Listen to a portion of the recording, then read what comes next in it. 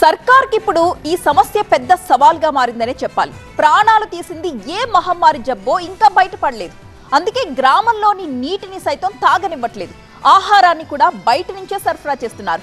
అధికార యంత్రాంగం అన్ని జాగ్రత్తలు తీసుకుంటున్నా కూడా ఇంకా భయం గుప్పెట్లోనే ఉంది తురకపాలెం గ్రామం.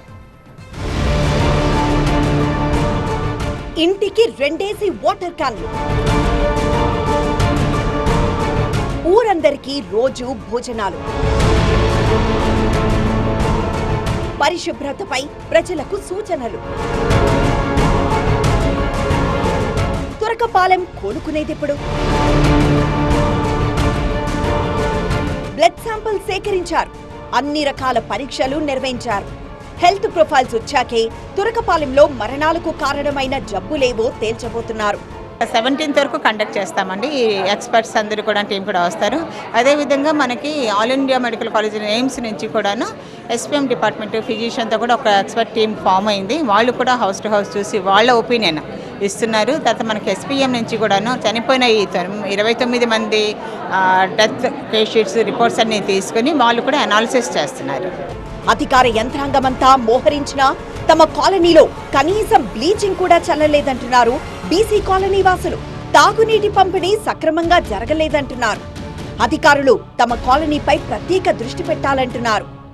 తురకపాలెంలోనే ప్రస్తుతం మనం బీసీ కాలనీలో ఉన్నాం. ఈ బీసీ కాలనీలో చాలా పెద్ద ఎత్తున కూడా అన్ని మధ్యతరగతికి సంబంధించిన కుటుంబాలన్నీ కూడా ఉన్నాయి. అయితే వీళ్ళంతా కూడా ఒకటే చెప్తా ఉన్నారు, ఇప్పటికీ ఏదైతే గత 10 రోజుల నుంచి ప్రభుత్వం చేపట్టిన అనేక కార్యక్రమాలు కూడా పూర్తిగా ఇక్కడికైతే ఈ కాలనీలోకి అందుబాటులోకి రావడం లేదు. ముఖ్యంగా టెస్టుల వరకు అయితే చేశారు. అదేవిధంగా ఆహారం అయితే నిన్నటి నుంచి అందిస్తూ ఉన్నారు.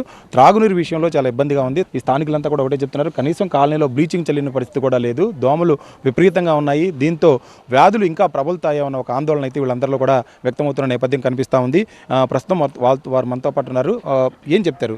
గత 3 నెలల నుంచి మనుషులు చనిపోతున్నారు సార్. అక్కడి నుంచి ప్రభుత్వం తరఫున ఏమి రాట్లా. ఒకళ్ళు వచ్చినా కానీ ఊర్లోని చూసుకొని వెళ్ళిపోతున్నారు. ఇక్కడ దాకా అయితే రాట్లా. మాకు ఏది స్పందించట్లా. రక్తపరీక్ష చేశారు, ఫుడ్ మటుకు నేను సర్వర్ చేస్తున్నారు, కానీ ఎవరు కూడా స్పందించట్లా. రక్తపరీక్ష చేశారు, కొంతమంది చేశారు, కొంతమంది చేయలేదు. ఇది వీళ్ళంతా చెప్తుంది కూడా. దాదాపుగా చాలా పెద్ద ఎత్తున కాలనీలో ఇళ్ళు ఉన్నాయి, కానీ కనీసం పారిశుద్ధ్యం మెరుగుపరచడానికి బ్లీచింగ్ కూడా చల్లని పరిస్థితి కాలనీలో ఉంది.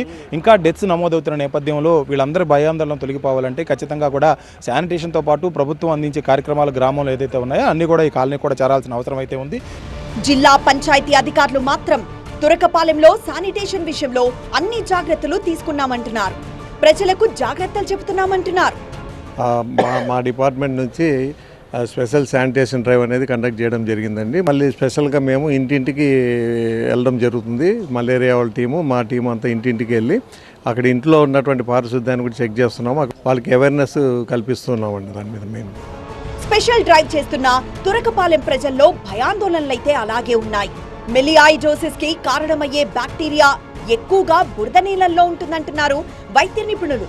దీంతో Indian council of agriculture research శాస్త్రవేత్తలు గ్రామంలో పర్యటించి మట్టి నమూనాలు సేకరించనున్నారు. మంగళగిరి ఎయిమ్స్ వైద్య బృందం ఇప్పటికే గ్రామంలో పర్యటించి బ్లడ్ శాంపిల్ సేకరించింది.